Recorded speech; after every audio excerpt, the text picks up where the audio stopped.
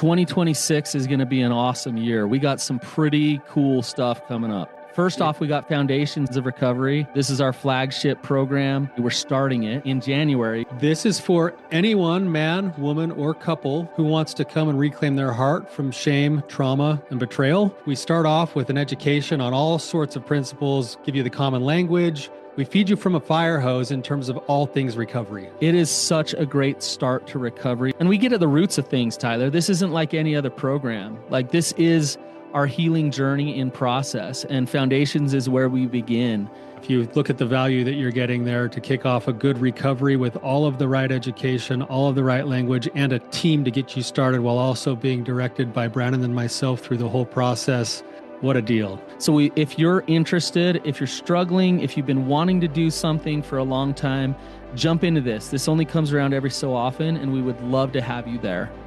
Click the link in the description to sign up for it. And to make it even sweeter, we're also including a raffle for a free pass to the Radiant Dawn retreat. Anyone who signs up for Foundations will be added to the raffle for that free Radiant Dawn pass. If you're a man and you sign up for Foundations, your name still gets entered, and you can give that pass away if you win it to any woman that you want to.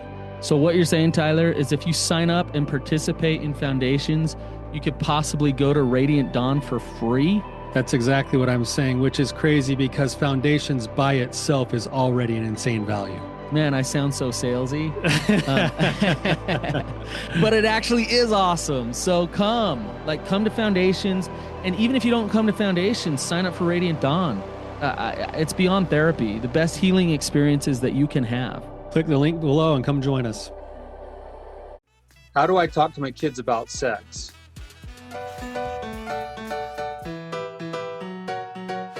What's up, you guys? Welcome to the Therapy Brothers podcast. I'm Brandon. I'm Tyler. We're brothers. We're therapists. We're not afraid of your questions. So bring it.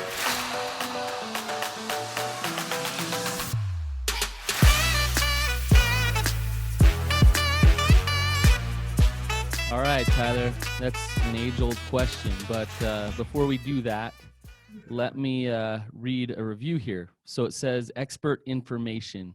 So much content. They bring in additional people to answer the hard questions. They don't always say what you want to hear, but they do say what you need to hear. 100% recommended. So thank you for that review. And we like to pride ourselves on shooting straight with you. So we'll be honest with you, even if it's hard. So. Yeah, thanks for the review. We really appreciate reviews. That's the way that we're able to reach other people and hopefully help other people as well. So we really appreciate your participation here. We've got an awesome guest on today who's been willing to come on and share some questions. Dan is with us, and Dan's got a couple of questions. Really glad to have you here, Dan. Thank you. I appreciate it, Tyler and Brandon, letting me be on and just have a conversation about the things that are on my mind. Appreciate awesome. It. Yeah. Well, Dan, why don't you give us just a kind of a little bit of whatever background you feel is necessary, and then let's just jump right into your first question. Sure. So I am a recovered addict myself. Tyler was was my therapist nearly 7 years ago. I've been struggling with pornography addiction since I was 11, and in my 20s, I sought therapeutic help. I went through a program with Tyler. I was in therapy for several years, and just utterly changed my life. Was able to overcome the addiction and become sober. And it's obviously a daily battle with, it's not like it's a one and done and I'm good to go the rest of my life. It's a daily battle for my heart and for my family. But it just got me in the right spot so I could fight that daily battle.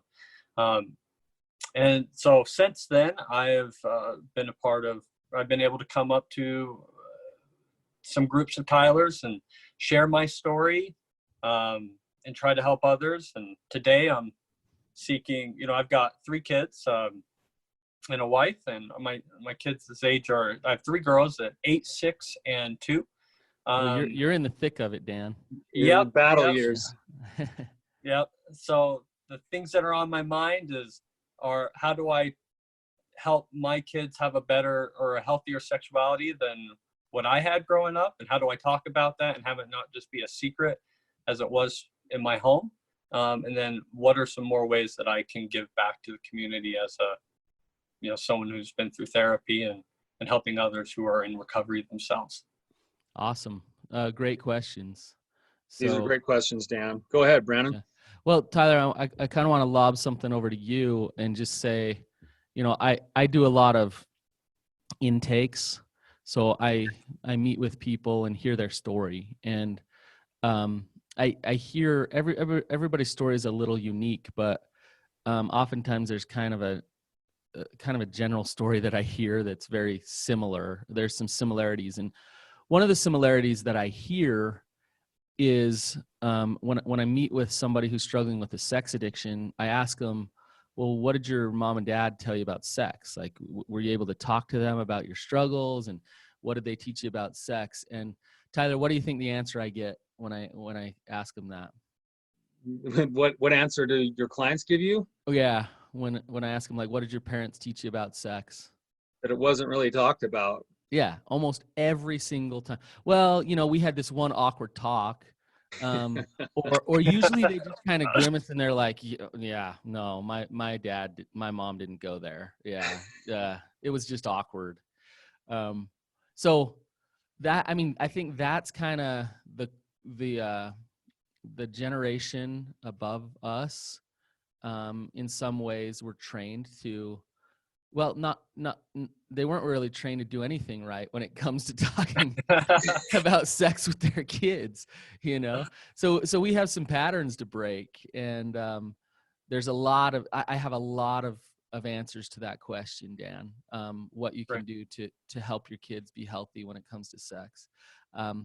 Tyler, do you want to start? Do you have any answers? Yeah, actually, I want to follow up with the question with Dan. That same question, Dan. Like, how did you learn as you were being raised? Well, once I started to ask some questions and I started to search some things on the internet, my dad, one of my brothers told my dad that I needed to have the talk. And so I vividly remember it. My sister had a TV in her room. So he takes me to my little sister's room and we watched this scientific video about how reproduction occurs between man and woman. And I remember it being incredibly awkward and walking out of that room and still not having any idea exactly of what sex was or how it worked and why. And so from there on, the way that I got all of my education was through pornography. Yeah. Was it a secret too, Dan? Did you have to keep it secret from your parents? The pornography? Mm-hmm. Oh yes, absolutely.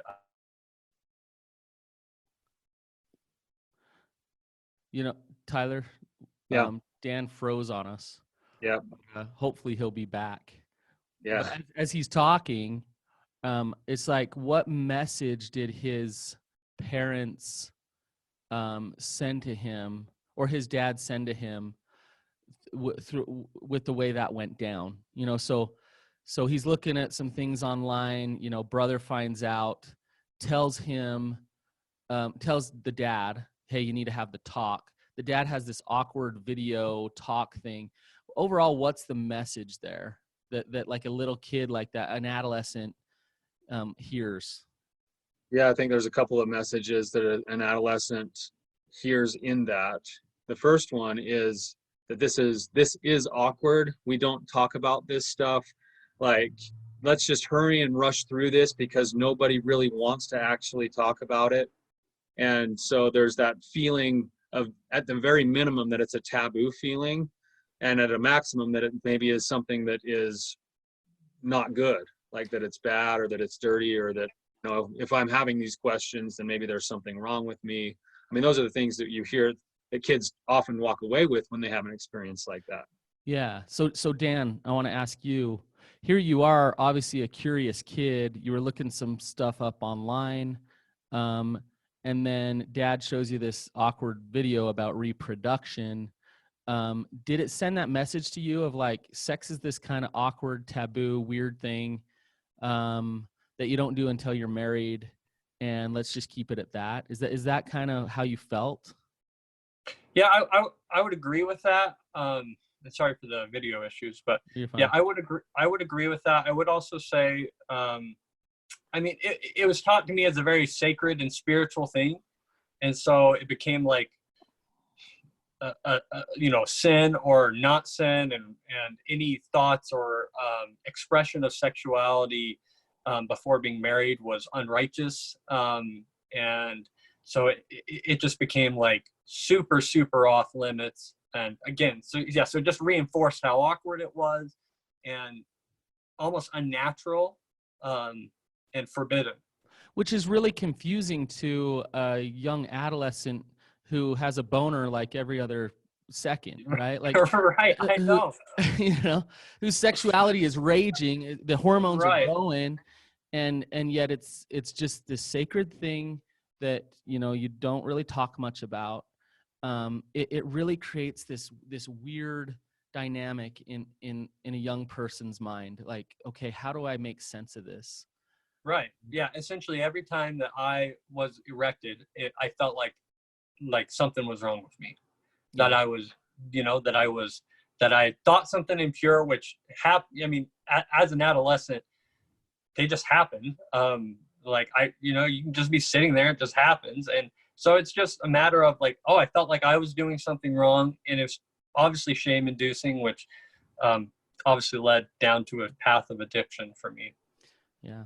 One of my best buddies, he felt like he was having too many sexual feelings. He was like 14. And so he asked his dad for a blessing to help him have so many sexual feelings. And so his dad gave him a blessing to stop the sexual feelings. And you can just see what are we doing to kids here, Right. So yeah, okay. So we're talking about what not to do. Maybe we talk about what to do. Well, I think the what not to do sort of leads into, okay, if you remember feeling those feelings growing up and it was approached in the way that it was with you, well, what would be the other feelings that you would hope your kids will be receiving, as you're trying to figure out how to step in and when and where to step in with them and try to educate them in ways that you maybe didn't receive as you were being raised? What do you hope they walk away with when you have those kinds of discussions with them? And hopefully it's going to be more than one discussion. It's going to be an ongoing thing. What do you want them to walk away with after you have a discussion like that with them? I want them to know that it's part of who they are, and that it's okay to feel sexual and to be sexual within, I guess, proper settings, but it's okay that sex is normal, it's natural, it's what we're hardwired to do and to express ourselves, and to be able to just talk about it, have it be a normal thing that we can talk about in the household, that it's not uncomfortable. I don't want it to be a secret when my girls are on their period, as if like it's this bad thing that they've got to hide. Like, yeah. Let it flow. That's what I say. Like, just, let's talk about it. Like, I'm going to be right there with them. Or that's what my plan is. They may not want me there with them, but like, I want to be right there with them. Hey, it's okay. This is normal. You're not gross. It's part of life. And, my wife wants to be, obviously a part of it as well. And I just don't want it to be a secret.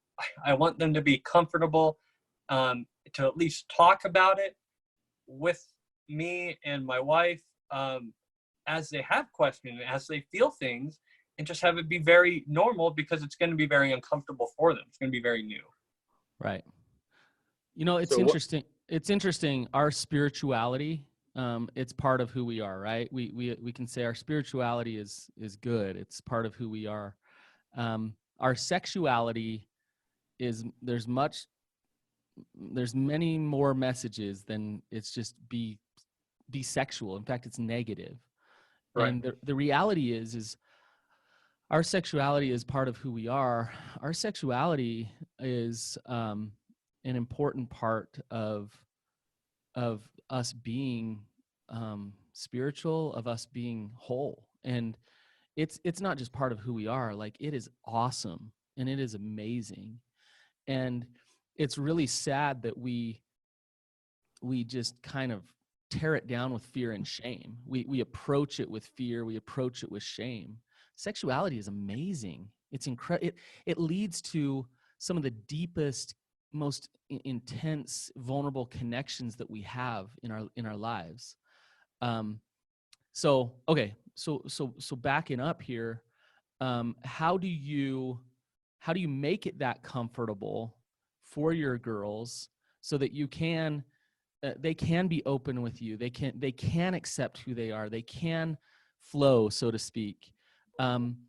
It's more than just your words, Dan. It's more your example than anything. Your ease in talking to them about it. Your ability to, when you bring it up, there's not that energy of, oh my gosh, this is so awkward. Why do I got to do this? Right. But it's there. You're natural with it. It's like, to me, there is something sacred about sex, but it's with my kids. I try to make it like it's talking about the weather. I'm sexual, the weather's this, like, it's part of life. It's, so the energy's, it's fairly easy to talk about, right? So, like my daughter, she said to me, she's 10 years old. She's pretty mature. She said, "Hey Dad, like, what do you and Mom do after we go to bed?" And You're I was like, every night, or just... Yeah. Yes, it was funny because I said sometimes we watch TV, sometimes we fight, sometimes we have sex, and it rolled off my tongue like, no problem. And she looked at me like, oh, okay. And I don't think she really knows exactly what that means, but just those subtleties of like, hey, I can talk about this, and you have questions about it, let's talk. So just your own energy and your own awkwardness, and just being okay yourself to talk about it. I would guess, Dan, and tell me if I'm wrong, your experience with your recovery. So you've gone to groups, you've talked about your sexuality, you've talked openly in some of Tyler's groups. I would guess that has helped you become more comfortable in talking about sexuality, in talking about awkward things. And I would guess that would serve you as you educate your daughters. What do you think?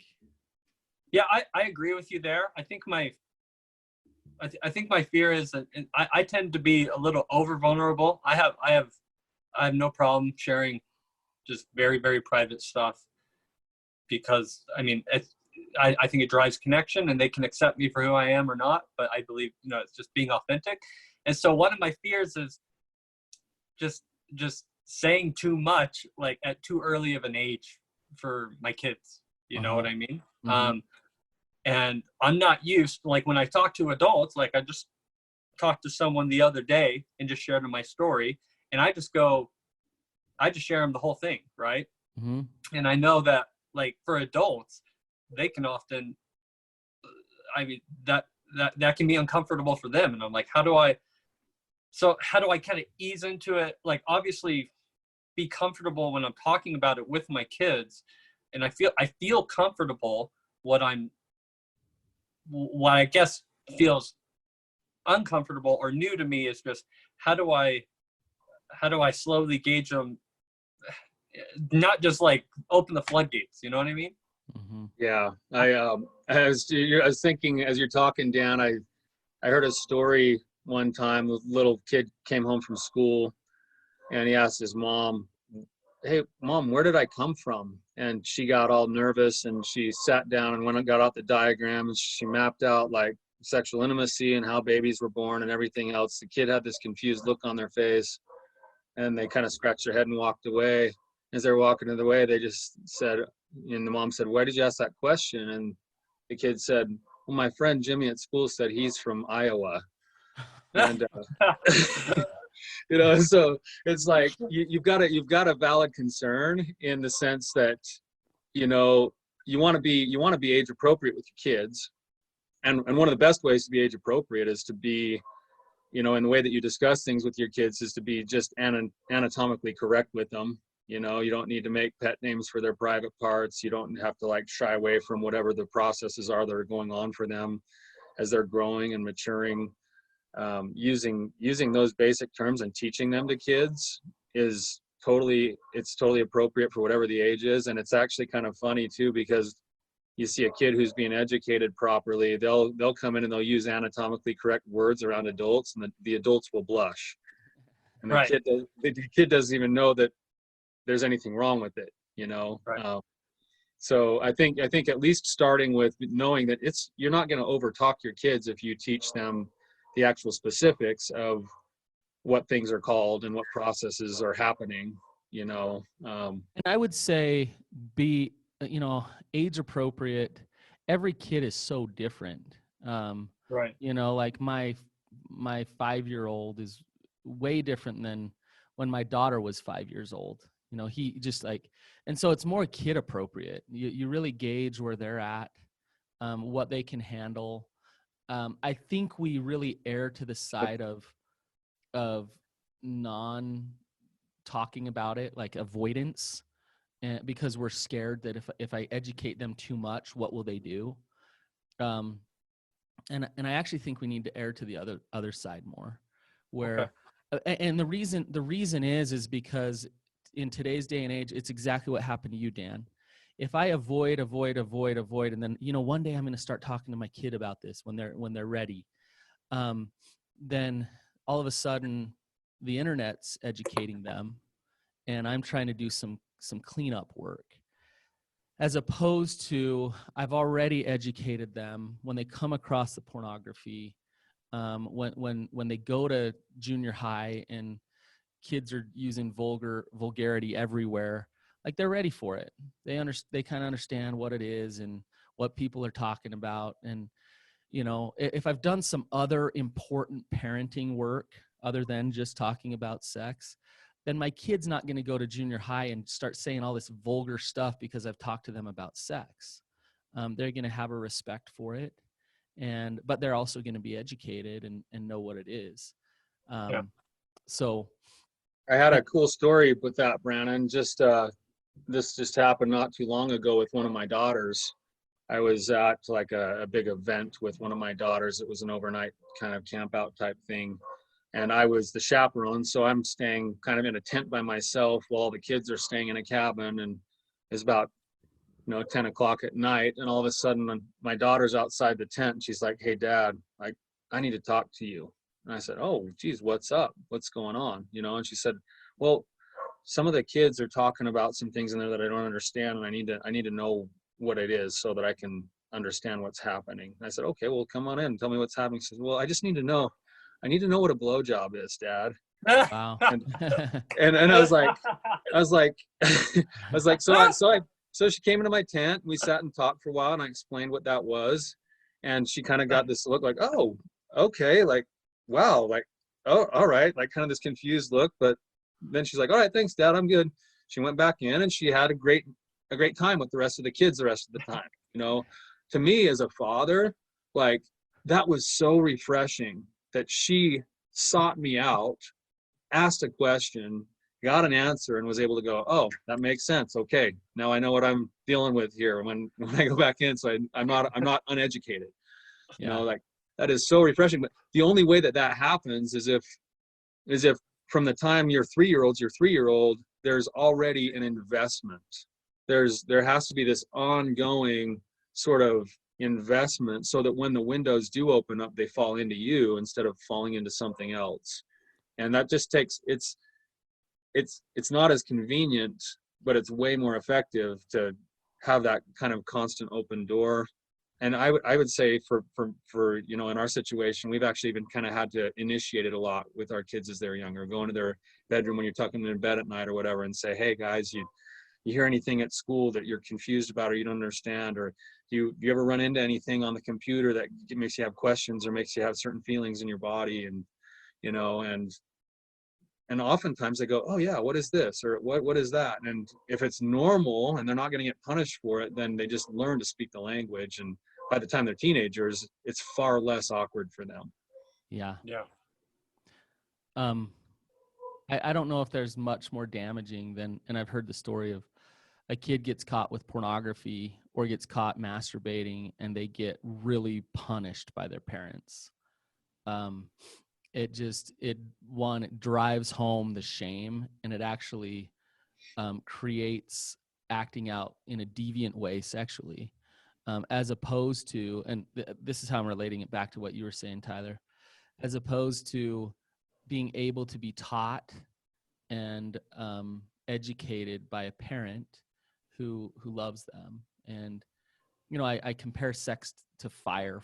Without fire, we wouldn't be alive. Fire is wonderful. It keeps us warm. It's so important for us, and you want to embrace it. And if you also need to put some boundaries around it, or else it's going to burn down everything and cause destruction. And so, my kid, I don't want him out trying to start a fire with gasoline if I've never talked to him about how to build a fire and what it is. And so I want to accept it and respect it. And here's the thing, all of our kids will want to build that fire. Every single one of them is sexual, very, very sexual. And so they'll want to build that fire. And so it's our job as parents to teach them how to do that, and teach them how to create the boundaries around it so that they can really enjoy everything that it brings to them, right? And so it takes some real openness and real connection with your kids to do that. I love that story, Tyler, by the way. That shows some really good safety in parenting. So, Dan, Is that helpful, Dan? I'm sorry, say that again. Is that helpful? Yes, it's helpful. I believe the route that we have been trying to go is hey, we can talk about hard things in our lives. We're going to have an open, communicative relationship, treating my kids as equals. When I mess up, hey, I messed up. I'm sorry. I made a mistake. You messed up. You're sorry. You made a mistake. It's okay. We make mistakes, or we have these feelings, or we get angry, we get frustrated, we get sad, and just having those conversations. And now I think it's starting to turn into, and then we have questions about our bodies, and we get sexual, and I just want to incorporate it into the same way that we are already trying to parent them, and just making sure that's, I guess, fine to do and how to do that. And so that's very helpful in providing some good information. I want my kids to feel free to ask me, and be comfortable enough, just because it's been talked about. And I think there's probably a lot of responsibility on me to initiate that conversation, in just a comfortable, normal setting. Yes. And it's not just going to naturally come up. And by the time that it comes up, I think it's too late to probably bring up, meaning I should have been talking about this when they were younger. So I've just got to, when we give them baths and stuff like that, that's a great opportunity, because we're obviously washing our bodies and stuff, but looking for those opportunities outside of that. My daughter, when she was 5, right at this really quiet time during church, and we were back in the back, and kind of in the basketball court area where it echoes, and she yells out, "Hey, Dad, you have a penis." You're like, that's right. That's right. Yeah, that's right. I'm like, thanks for announcing that to everybody. But, I think one more thing I want to add is, modeling it to your kids. So obviously there's boundaries when it comes to you and your wife, and what your kids see, and those type of things. But I am sexual in front of my kids, and I know that might sound a little weird, but hang on here. I'll kiss my wife. I'll flirt with my wife. I'll cuddle her and hug her, and I'll be affectionate in front of them, and on purpose. And it's funny because some of my kids will try to wedge themselves between us sometimes Right. when Right. when we're being affectionate. But really what I'm trying to do, one, I usually do it just because I want to flirt with my wife and be affectionate with her. But I also am aware that I'm modeling to them that, hey, I'm connected to your mother, and I'm connected to her intimately. I'm connected to her sexually, and that's okay, and that's who we are as a couple. So I there's boundaries there. Obviously, Right. there's clear Right. boundaries, but I don't avoid that. I know a lot of couples won't kiss in front of their kids, that they won't be too affectionate. And so that's another thing that I would say is try to be comfortable being connected to your wife. So, Yeah. That's some okay. good insight, Brandon. And Dan, I just say, before we move on to your next question, I just want to say, it sounds like your kids are in good hands. They don't even know how lucky they are, because you're probably more of the exception than the rule if that's the approach you're taking right now. So you're doing a good job, it sounds like. Yeah. So I appreciate that. Thank you. yeah, why don't we move on and shift gears a little bit to your second question today, Dan? You want to just Yeah. kind of that up? Yes. So as a recovered addict, I'm just looking for what are ways that I can give back to either the community or help others who are going through recovery themselves, outside of the obvious path of becoming a therapist or like mentoring alongside a therapist. I don't want it to be my profession. I want it to be that I do outside of my work, and just purely from I want to give back in a non-compensatory way. So obviously I feel like this is an effort. And so this is one of the reasons why I wanted to come on and kind of share my story a little bit, and just, and be open and honest. I've come up, and been part of your groups a few times up in Logan. And to be honest, if I lived up there, I would, I'd be doing that a lot more. I'd be hounding you to do that. You'd be like, I can't get this guy away. But if, and down here, I haven't found the same opportunities. I've reached out on a couple and haven't had the same success. And so I just want to, this is a passion of mine, right? Dan, I got a group for you to speak at in a couple weeks, so get ready. It's an online great. group. Yeah. That would be great. That's exactly what I'm looking for. There's like 60 people in it, so get ready. It's fine. I'm fine with however many. That would be great. Tyler, do you want to take this? Yeah, no, Dan, I think it's what you're basically getting at is that step 12 of the 12 step, where it's like, how do I now turn around and help the next person in line, in essence? And yeah, the obvious way is to continue to go to a 12-step meeting, go become a sponsor, or you've been a mentor in my groups, you've come and guest spoken at some of my foundation's groups, and you always do like an awesome job, and there's some value that you can do there. I do think that doing what you're doing right now is another way. Like, you're handling it really well, but this is a very vulnerable place to be putting yourself out there, sharing some of the things that you're willing to share. And the truth is that the fact that you're willing to do this is going to have an impact on people that you'll never even know. And so being involved in things like this, I was going to say, besides just coming on this show, you could be putting yourself into the arena where there's other platforms like our platform that are always looking for people who are willing to come and share themselves. Like, the platform itself is looking for vulnerability. And because there's so much hope in seeing someone who's been through what you've been through. And we probably ought to have you back on a different time just to share your own story, because it's a pretty phenomenal story. And you're kind of sitting on a treasure if you don't find a place to share it. So here's a couple of other thoughts that I have on that question.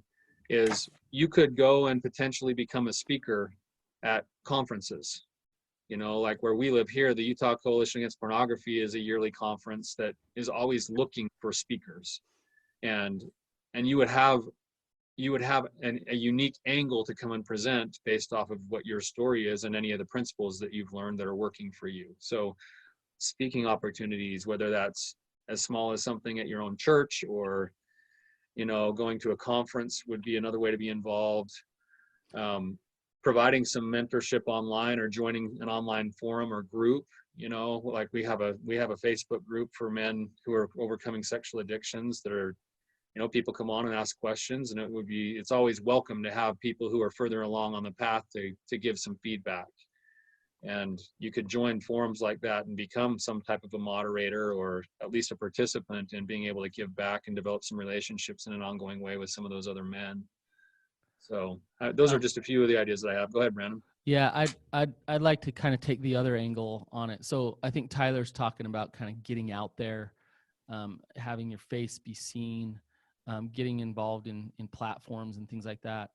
Brené Brown, she talks about how sometimes we get a little too caught up in the extraordinary, right? Like we want to feel valid, we want to feel important. So the way that we help is we get our voice out there, and that's all good. That's all good stuff. But I think a lot of the work in a 12-step is about the ordinary, and it's just about the little subtleties, the way that you show up when you go to church, and your willingness to challenge things and speak truth, and the way you open up to your friends, and then friends feel comfortable with you and say, hey Dan, like, I'm struggling, and nobody knows that, and you're the safest guy I know to actually tell, and it's more about the way that you hold yourself, because of what you've been through, that people will gravitate toward you, to open up and to find healing. And so the other way that I think is so critical, and I don't know if we think about this like working a 12-step, but it has everything to do with your first question. Be a good father and raise good kids. What better way to give back than that? Right? Raise daughters who will raise their kids to be healthy sexually and break the pattern that was given to you. You're a pattern breaker, and so you are giving back by just working your recovery. So there's some of my answers to that question. I can tell, Dan, not just because you're here on our podcast, but that you do live your life that way, and you're giving back in a lot of ways already. So I appreciate that. Go ahead. Just one more thought to go along with that, Brandon. I do think you're spot on, and I think with Brené Brown, what she says is that sometimes the small, day-to-day things are just as vital as the big, massive thing. And so you do make a good point there. I was just thinking too, Dan, that you might be able to broaden where you go just based off of the principles that you're living, without it necessarily having to be in this specific realm of, say, addiction recovery from sexual addiction. You can go and, you can go and take the principles of accountability and humility and vulnerability and the things that you're trying to live as a way of life, and you can go and you can share those principles in a broader way as well. Whether that's in individual relationships or in other places where there are groups of people, you basically, the work that you have done so far has tooled you up with the equivalent of a master's degree in wholehearted living. And you can take those principles and you can go and feed those principles into the lives of other people, whether that's in a one-on-one setting or in some type of a group setting or a class. The world is craving it. Mm-hmm. Like the world just craves vulnerability and authenticity, right? So right. I appreciate that. I think those are some good suggestions on both fronts. So some good information. Brandon, I would say that, I feel like that is like, the way that I live and the way that I talk with people. And I've had people share with me their stories, and just one, week with almost a week ago, he said, I've never told anyone. Mm-hmm. And I'm not saying this to kind of toot my own horn by any means. I'm saying this because it's like, I feel like I'm doing that and I love that. Mm-hmm. And I want more of that. Like, this is like, for a long time, it was hard to find, like, what am I passionate about, and things I care about. And I don't know, maybe it was just how difficult and how challenging the experience was overcoming the addiction and going through therapy and living an authentic life, because I was so far from living an authentic life that it's just made me like, I obviously have some really strong emotions about it, and it means a lot to me. So I feel that, and I'm like, okay, I want to feel that more, and I want to help others with that, because that's like, it's what I'm passionate about. And so I appreciate the suggestions, on your end and on Tyler's. I think there's some good things there that I can implement, and I'm actually pretty excited about. Dan, I just want to come back to what Tyler said earlier and invite you back sometime, probably sometime soon, to just talk more openly about your story of recovery.